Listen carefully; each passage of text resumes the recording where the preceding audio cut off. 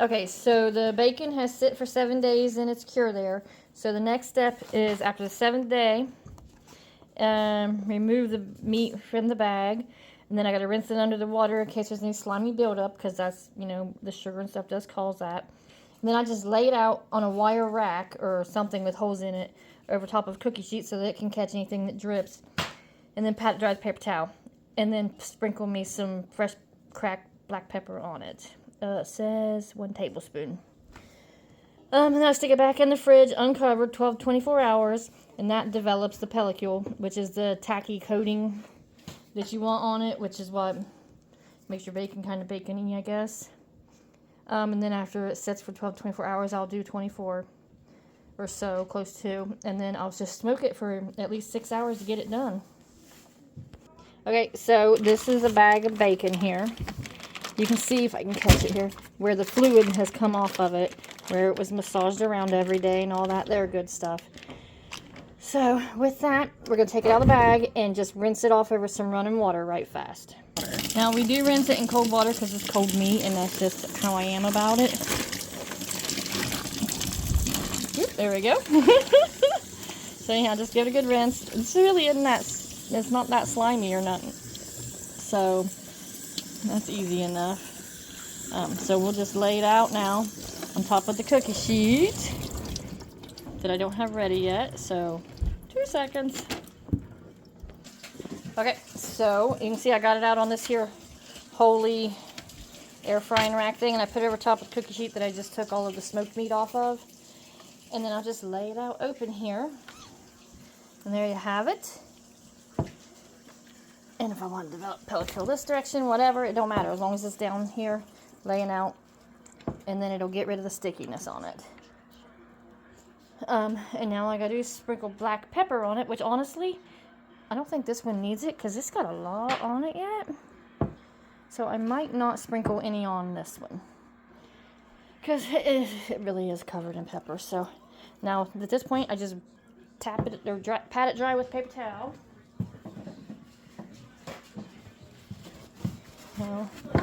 You know, just pat here. But then it'll just go straight in the fridge just like this, uncovered, 12 to 24 hours. So I'll probably leave it 18-ish or so. That way I got time to get it smoking. Or maybe a little over 24, just so I don't have to get up in the middle of the night and smoke it. And check on it anyhow. Anyhow, tap dry. Pat dry anyhow on this here side, and it just goes in the fridge as is, and that's it until I smoke it. Okay, in the fridge here you can see I got both slabs of bacon sitting here working on forming their pellicule. That's it. They're both up off the trays so they can leak down, and now I don't touch them for 12 to 24 hours. And I'll pull them out tomorrow and I'll show you what it looks like after it's sit, and then we'll throw it in the smoker. So it's been 24 hours, give or take a few minutes, and it's time to put this bacon in the smoker. You can't really see anything to it, but it's set and ready to go. So let's get it tossed in there. Okay, so it's going on a cold heat again, and then I got it hickory smoke chips in there again, with hickory wood chips in there again. And this will go here, and then the other bacon will go on the bottom, and it's got to go 6 hours at minimum. Whew. This one's kind of big. So there we go with that, and I may have to come out and, you know, kind of rotate things around to get it all to fit in there, but for now it's doing pretty good space wise. So 6 hours and we'll see how it's looking. Here's the bacon so far. Looking pretty good. It's clearly still not done. You can see some rawness there, but looking pretty good. Okay, so this is the underneath side of the bacon where it's right next to the smoker box and stuff. As you can see, it's getting pretty charty done looking, but this side over here still looks a little rawish, so I'm flipping it over.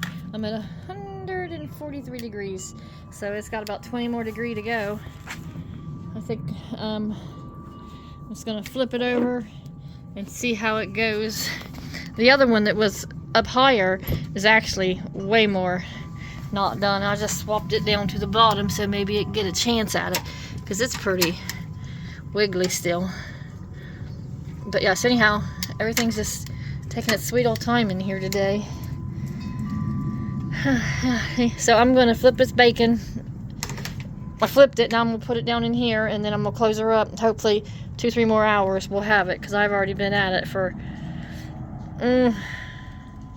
probably 5 hours. So it's just, I'm trying to do a slow process with the ham too, so we'll see. Okay, the bacon is out of the smoker, looking beautiful. It's going to rest for a little while, then I'll put it and chill it for a bit, because it'll slice easier when it's chilled. But there's the bacon, looking like bacon. Okay, so the bacon's done. It rested, it's set in the fridge, it's chilled, so it'll slice nice and easy. See how stiffened up it is here? See how that's the bacon, it looks delicious. And this is my meat slicer. It's one of them LEM ones. Good store, but anyhow, I'm going to adjust the thickness. Now, when you slice your bacon, it really just depends on your preference. You want it to be nice and thick, you want it to be super thin, you know, it's all what you want. That's how you decide. You can slice it with a knife, but my hands and wrists aren't a fan of all that, so I don't anymore. But what I do is I'll whack me off a hunk of it. That way it's more manageable on the grill, or on the slicer. But look how pretty that is. Looks just like real bacon. And then I'll just start slicing. And I want it to be long, like, you know, your store-bought bacon is and stuff, so.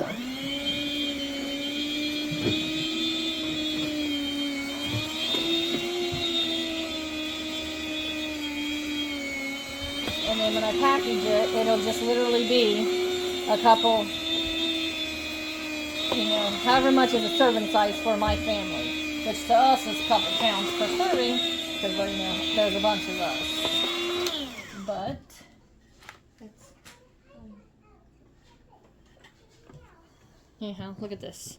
Nice, peppery, decent thickness, fry right up kind of bacon. And then, you know, you can freeze it straight like this. You can put it, just dip it down in the baggie. Whatever you want to do. It don't matter. Just slice it to your desired, and then you're done. So, that's it. That's it for bacon. Making bacon is done. So you done with all your pig stuff? After the bacon's all sliced, yeah.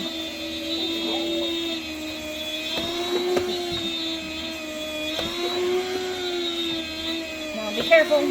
Don't cut your daggone fingers off or any of that, because this blade is sharp. But anyhow, you know the drill. And I also like to make the ends and pieces that do come off of it. I guess your charred end. I might not save that just because it ain't the most delicious looking thing. But I'll put it up and we'll throw it in some soup beans. Or some green beans or whatever. It don't matter. There we go. Whole pile of it. See, look at this. Beautiful. Beautiful, beautiful. There we go. Oh, if y'all could just smell it, you'd be wanting some of my maple pepper bacon. But there you have it.